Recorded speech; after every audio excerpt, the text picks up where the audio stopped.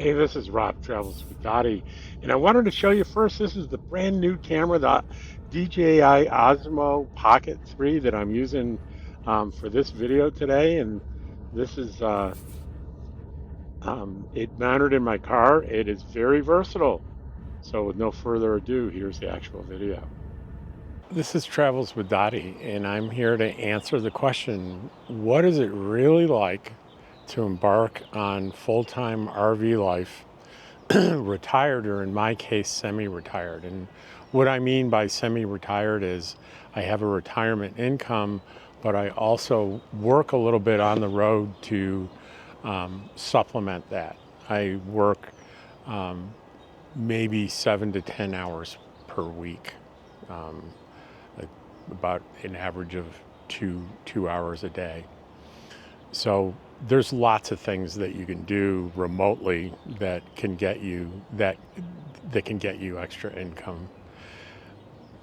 But that's not really the point of this video. The point of this video is assuming you're financially okay, that you're able to meet your obligations, you're not struggling in a significant way to get food and pay your bills. We're assuming that you've got that covered. The other thing that I will assume you have covered, and if you don't, I suggest you don't do this until this is covered, you need to have a nest egg put aside for problems that inevitably will occur on the road with your whatever rig you drive, whatever vehicle you drive. This I drive, you can see the F-150 behind me, and over here is my 21-foot Winnebago Micro Mini trailer, 21 feet. These two things represent my home. I do not have a home base anywhere. This is it. This is my home, and I need to be prepared to immediately address expensive repairs. So I went on the road prepared to do that. I eliminated the vast majority of my debts, and I made sure I had a good nest egg put away. So I really don't, I'm a little distracted because I put up a hummingbird feeder just the other day, and the first hummingbird is here. And I moved too quickly, so he went away. I wanted to show you a picture, but I moved too quickly. So I'm pretty excited about that. Anyway, where was I? I was talking about having sort of your financial house in order before you do this. It should cost less doing this than living in your own home. Unless you're married to the idea of living with electrical and water and sewer hookups in RV parks. That obviously, well, I don't know if it's obvious, I'm in an RV park right now, but I probably spend, this is my domicile is Preferred RV Resort in Pahrump, Nevada. I'm a member here. It means it's a member-owned RV park, and I own the fraction 1/2570. So that's a pretty small percentage. However, it is a percentage of the land in the business. I get a deed from the county that says I'm a part owner of this property and this business. So it's a really legitimate domicile for me. So I'm here, and I pay just under $500 a month, including utilities, taxes, everything out the door. And I'm here, I came here in the middle of March, so I'll be here April, May, and June, 3 months. So that's about, close to $1,500. And then I'll come back in the fall for probably 2 months. So that's another $1,000. But in the summer, that couple of months in the summer, I do New Mexico state parks, and that's a minimal expense. With my annual pass, if I go to parks at high elevations with no hookups, I've got plenty of solar power and I can deal without having hookups, especially at high elevations where high temperatures don't matter. What I pay for that with the pass is $12 every 2 weeks. That's nothing. And then when I go to Quartzsite, Arizona and boondock with friends out in the desert, it's a $180 fee for the season, and I'm there from November 15th to about March 15th. So it gives you an idea of how little I spend on what you might call rent in this lifestyle. It's a small number. I think I did a calculation adding all that together and dividing it by 12, and it came out to far less than $200 a month for the year. So this lifestyle from that point, it is affordable. You know, you have to have a place to be able to park your rig, and you have to be able to eat, right? And eating is a variable, that's a variable expense. You can spend as much or as little as you need to on food. There are ways to save money on food. In particular, at Quartzsite, I love this about Quartzsite, is there two discount grocery places that sell goods. They buy it by the pallet, and often it's dry goods that have recently expired.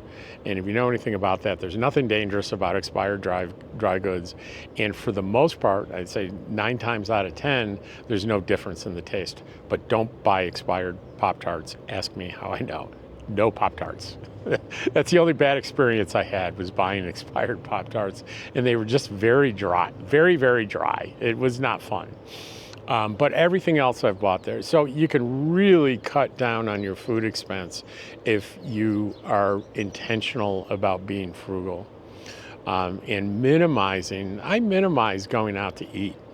And when I do go out to eat, I make sure that I ask for a to-go box, and I won't order something out to eat unless I'm pretty certain I can make at least 2 meals out of it, the meal in the restaurant and another meal the next day, to reduce that expense. If it's such a small portion and a high price, I'm probably not going to do it, or I'll order an appetizer or something, or a cup of coffee. So you can be very intentional about your expenses. I don't have to be here in Pahrump. That's 3 months, and then 5 months. That's almost half a year. And if money was at all tight for me, and it may be someday, I would spend a lot less time here and more time someplace with a comfortable temperature that I can boondock. Because the other thing I'm going to suggest to you, if it's important for you, for this lifestyle to be affordable, you need to be able to camp comfortably without outside electricity. And of course, water and sewer, but and every RV sold has, just about every RV sold is going to have tanks for fresh water and for wastewater, gray water and black water. And for those of you who don't know, gray water is like sink water and black water is like toilet water, and they're 2 separate tanks. And you have to be able to dump those regularly, and you have to be in a position to be able to fill that fresh water tank to sort of keep things going. And again, I'm not going to go into the details of that here. I have other videos on how I managed to do that in Quartzsite the whole season without moving my rig. There are ways to do that. And that's being able to get water and dump wastewater is included in that $180 fee that I talked about for the season. But the important investment is electricity. And from a practical standpoint, at this point, from what I see, the only smart move is to have lithium batteries. And lithium batteries prices have come down quite a bit. So you can get affordable lithium batteries. And why do I say lithium? Because the old way was gel or lead acid batteries, just the old-fashioned batteries, which would only allow you to use really half the capacity. If you had capacities measured in amp hours, if you had a 100 amp hour battery, you could only really draw that down 50 amp hours. And if you drew it below that 50% mark, you'd start damaging the battery, the capacity would suffer, and you would need a new battery pretty soon. With lithium batteries, theoretically, you can go all the way to zero. I don't recommend that you do that. And it's so a 100 amp hour lithium battery is basically twice the capacity of a 100 amp hour lead acid or gel battery. And like I said, the prices have come down. So that's one component of your electrical system. The other component is you have to be able to harvest electricity from the sun. So you need solar panels, either on your roof or solar panels that you set out on the ground at an angle aiming towards the sun. Either or both. I have both. I have panels on my roof, and I also have extra panels I put on the ground. I have a lot of solar. Between the solar panels on the roof and the ones on the ground, I have well over 1,000 watts, and that's a lot. And I have 600 amp hours of lithium batteries. Now, I started with one battery that was 100 amp hours. Then I expanded that to two batteries, and then I got a 200 amp hour battery, so I went to 400 amp hours. Then this past winter, prices had come down so much on lithium batteries, I bought another 200 for a total of 600 amp hours. And I really never got anywhere. I got maybe down, if was a couple of rainy days without much sun, down to about 50% of that. So what you want to have is far more capacity than you need for peace of mind. So there's two components, right? We have the batteries and we have the solar panels, and there's another major component that goes between the two of those. That's a thing called a charge controller. You can't just attach solar panels to batteries. It just won't work. It has to have a device that's kind of like a little computer that takes the voltage that's coming in raw from the sun from your solar panels, and it converts it into something that the batteries can use to charge efficiently. So you have a solar panel, you have what they call a charge controller, and that's hooked up to the batteries, and that keeps your batteries charged.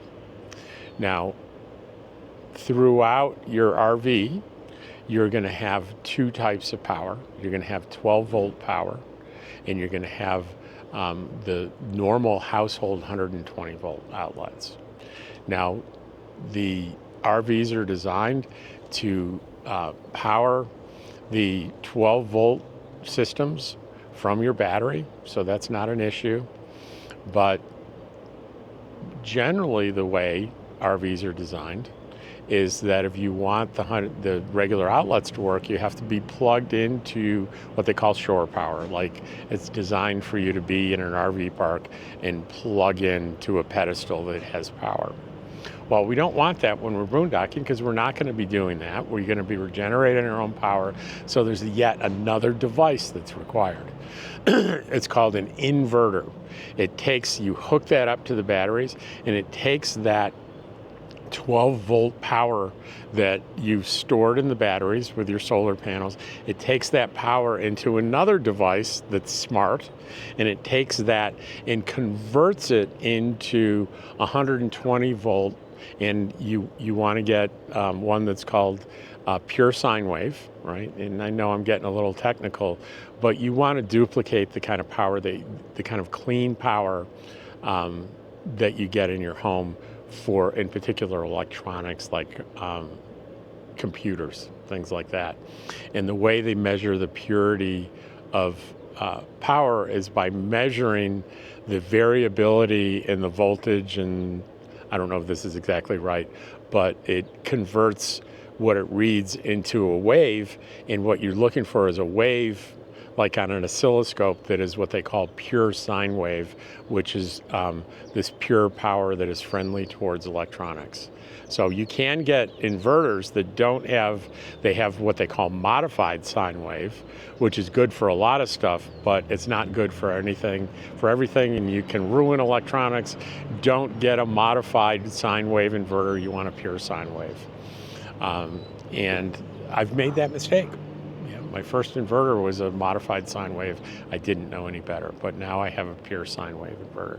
So at this point, you have all the components necessary to plug in your TV, watch TV, plug your computer in, plug in your, I have an Instant Pot, I have a air fryer, I have a microwave. All that stuff can be run provided you have a big enough power bank to handle the needs of the appliances that you have. And the last couple of appliances that I mentioned they use a lot of power, right? So, but fortunately, they're used for a short period of time. So if you have something like a microwave or an air fryer or an Instant Pot that uses a lot of power, it only is for a finite short amount of time. You look at something like when I'm plugged in here in the RV park for heat, I use a electric heater, and it may be on most of the night. And because it's on continuously, it would use up a big part of that 600 amp hours of battery if I was doing it on battery. So I don't use that device when I'm not in an RV park. When I'm using my inverter with batteries, I don't use a device like that pulls power, moderate or great amounts of power continuously over many hours. It's just not practical. So what do? There's a couple of alternatives. Now, those of you familiar with RVs probably know most RVs contain a propane furnace, right? We won't talk about heat pumps and fancy things like that because I don't know much about it. But typically, you're going to have a propane furnace, which when I first got on the road, I said, that's great. I don't have to worry about power.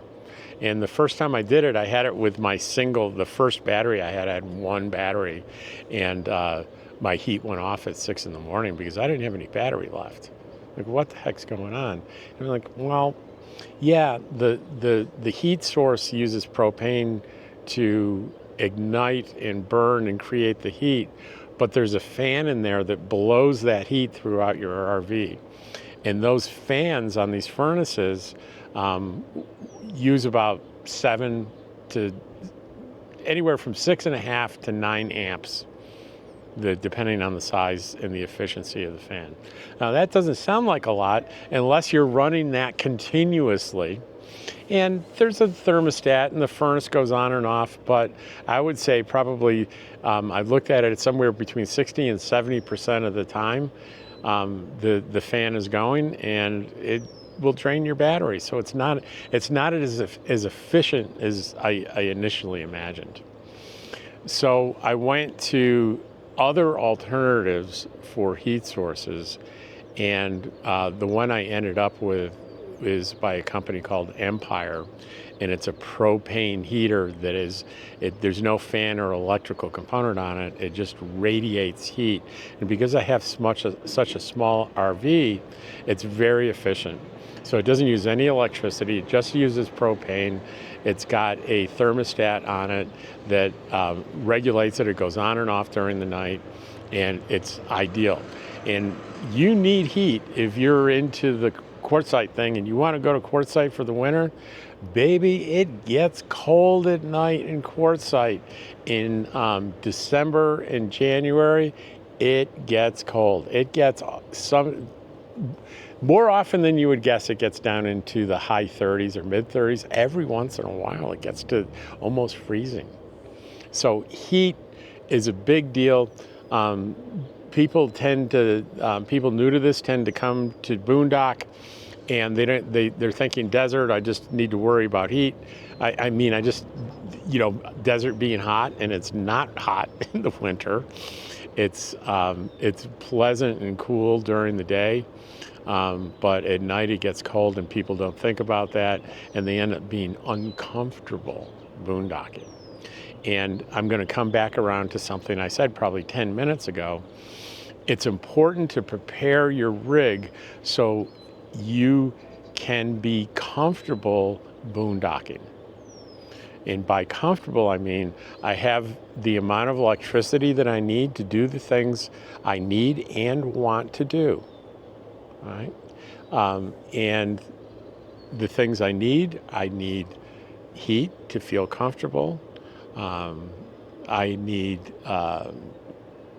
electricity for things not so much maybe that I need, but things that I want. I want to be able to, in the evening, sit in my recliner with my Starlink internet going and my TV on, and I want to be able to watch Netflix movies as much as I want without having to worry about how much electricity that I'm using. So that's what I mean about being comfortable boondocking. I'm as comfortable boondocking with my use of power as I am when I'm plugged in.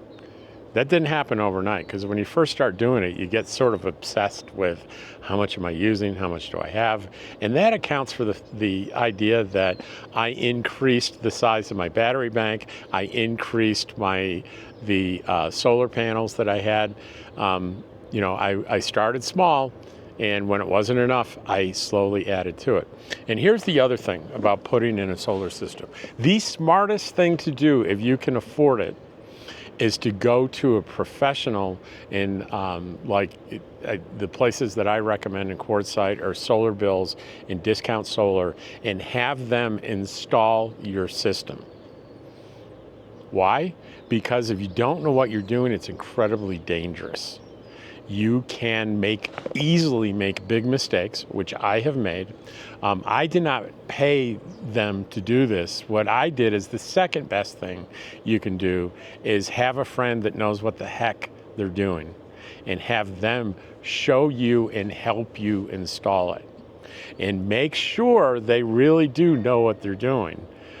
There are people out there in Quartzsite that are kind and helpful and said they'll help you, and they don't know exactly what they're doing. So all I can say is be careful.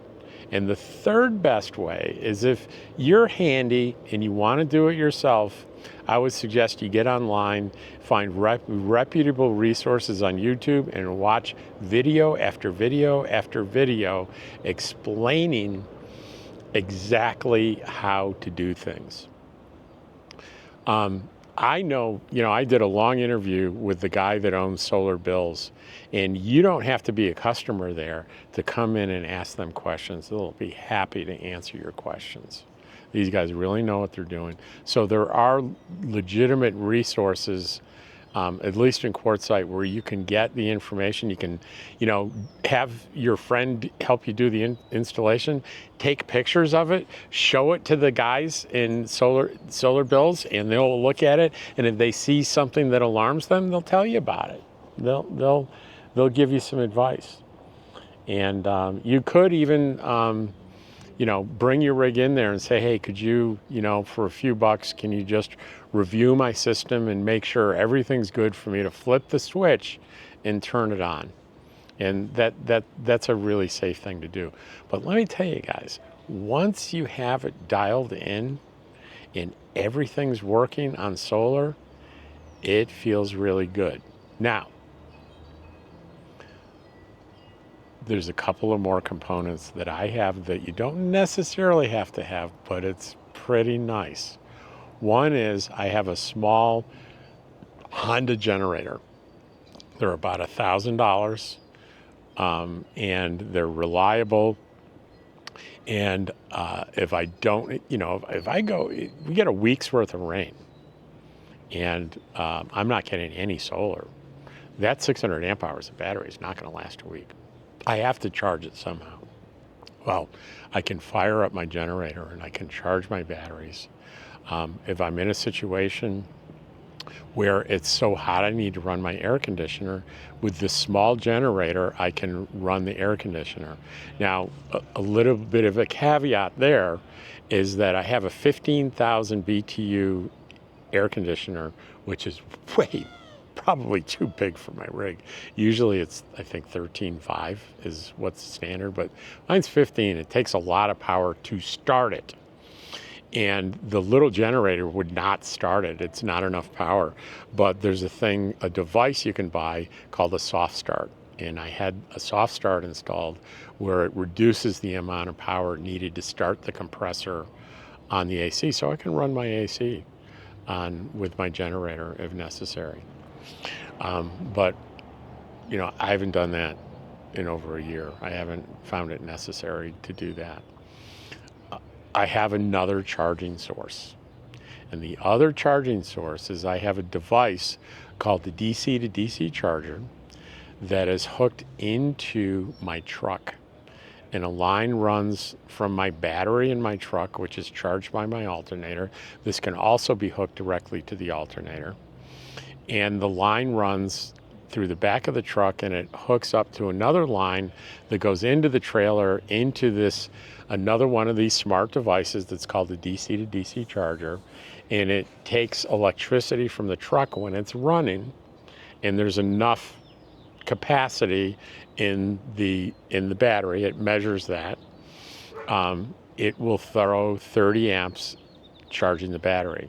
And I could even do both these things at once. I can back my truck up to the trailer, plug that in, idle the truck, 30 amps in there, and then I can do another 100 amps from the generator and really charge my batteries really quickly with two sources.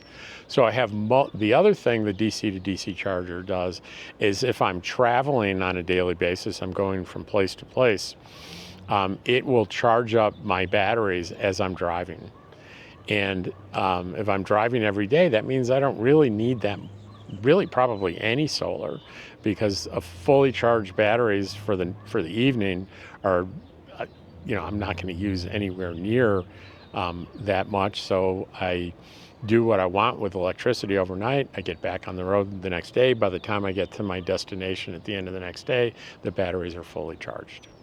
So I know this is a lot of information, but if you really want a frugal lifestyle, I think it's essential to spend a good part of your time camping and living in inexpensive places, meaning not RV parks. You know, RV parks vary in price. You know, you can go to a high-end RV park in Florida and be paying, you know, $120 to $150 a night to stay in that RV park. You can be in Quartzsite. There are like an incredible number of RV parks in the town of Quartzsite that you can stay in for a couple of $100 a month. And they're all over the country, and especially in the Southwest. There are RV parks where you can stay for, you know, $200 to $300 a month. Keep in mind though, plus electricity. Now that's not a big deal in January, in the winter, but if you're staying in one of these RV parks, the electric bill can be as high as $300 a month. No joke, especially in the desert environment in the summer. Now here at Preferred RV Resort, we're in the desert, we're in Pahrump, we're outside, you know, 40 minutes outside of Las Vegas.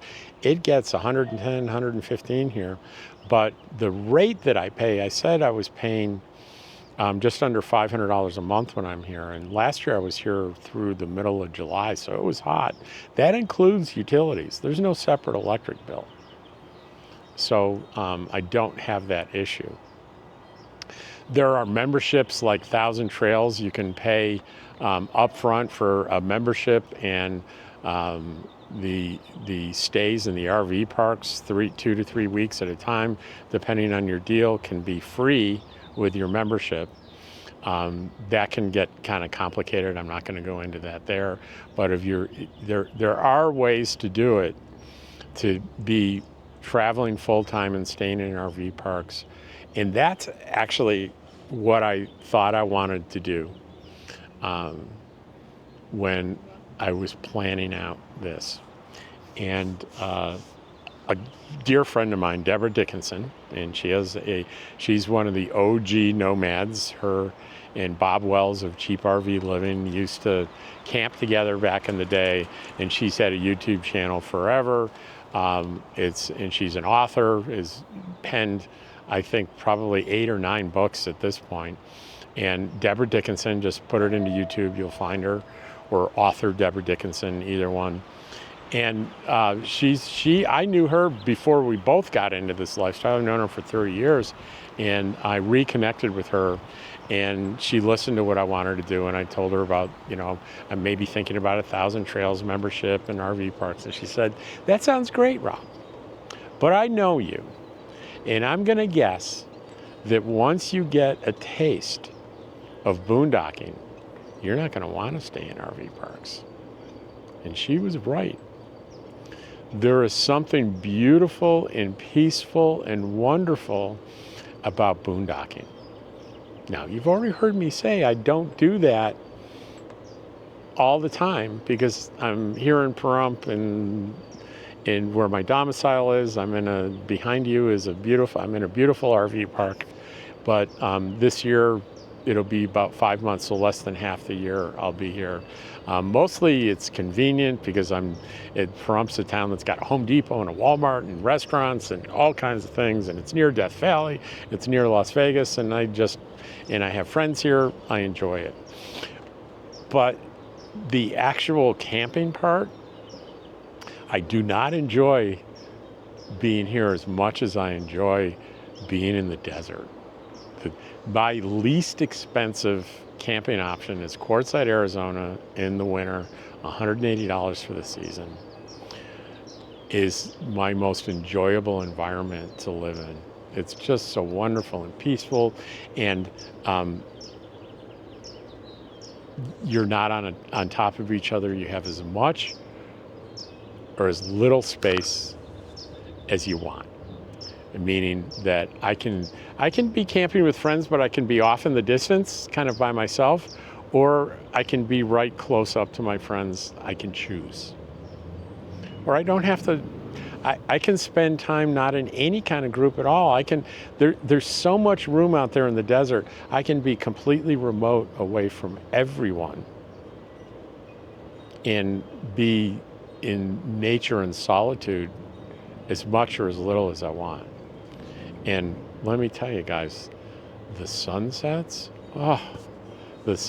there and the peace of it, and I can't say enough. It's the desert is a wonderful thing. So that's a lot of practical stuff and way more than I thought I was going to talk about. But the last thing I want to talk about is, and people want to know this, do you get lonely?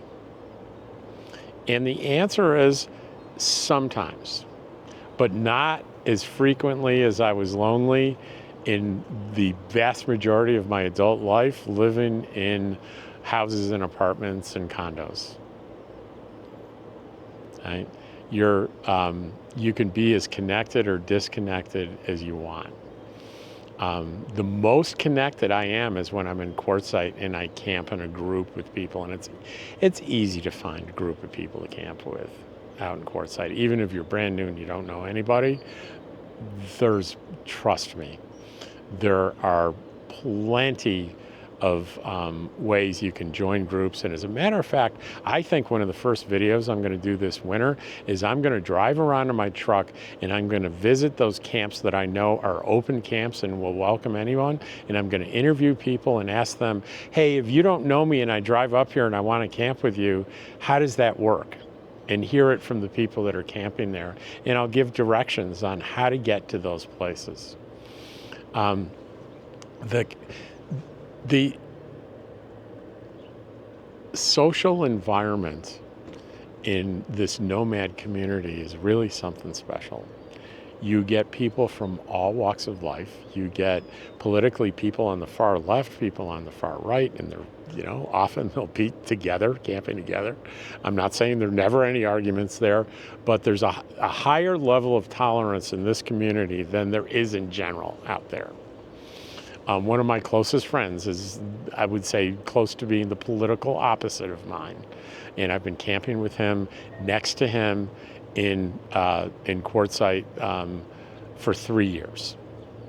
So that should tell you something right there. The unspoken thing that sort of permeates the community is, what can I do to help you? How can I support you? And sometimes that support is in the form of, I'm a really good mechanical guy, or I'm a really good solar guy, electrical guy, and I will help you with your rig doing stuff. I'm not saying I am, I'm not those things. But some people are, and that's the way they contribute. Someone may be a really good cook, and they do a lot of food things for people. And it may be you're better off financially than a lot of people, and how you give back is you donate things, and you donate money, and you help people financially every once in a while. In other words, people tend to give the resources, whether it's financial or expertise or even just kindness. That's how they give to the community. And the biggest problem I see with people often is they're uncomfortable with receiving help. They're resistant to receiving help because something in their childhood or their background says it's not okay to get help. Well, I'm here to tell you, it is okay. It's part of the Nomad community, and it's really a wonderful thing. And it's my favorite thing about the Nomad community.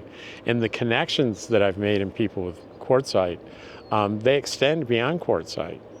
Within a few weeks here, I had a guy, Canadian friend that I met in Quartzsite. He came up here and stayed here with me for a few days, and he went off to Death Valley. Another person that I actually camped with, she was here for a week and a half. People come through and they stop. I have several friends that I originally met in Quartzsite that they're out in New Mexico right now in the New Mexico State Camp, New Mexico State Parks, and I'll be joining them out there in June when I head out to New Mexico, and I'll be seeing them out there in those parks. So those connections transcend originally when you're nomads, when you met them, they have a saying, you don't say goodbye, you say see you down the road. And so often you do see them down the road. And so my verdict for Nomad full-time RV life is yes, it's a wonderful thing. It's enabled me to retire early and have a wonderful life. I have not been happier in my adult life than I have been for the past 2 years and 4 months. And that's how long I've been on the road. And I can't recommend it highly enough. And I hope that some of the things that I've told you about today are going to be helpful for you. If you're sitting back east somewhere thinking, I want to do this, I hope my experience can benefit you, so you can come out here and become part of this wonderful community and have the life that you've always deserved.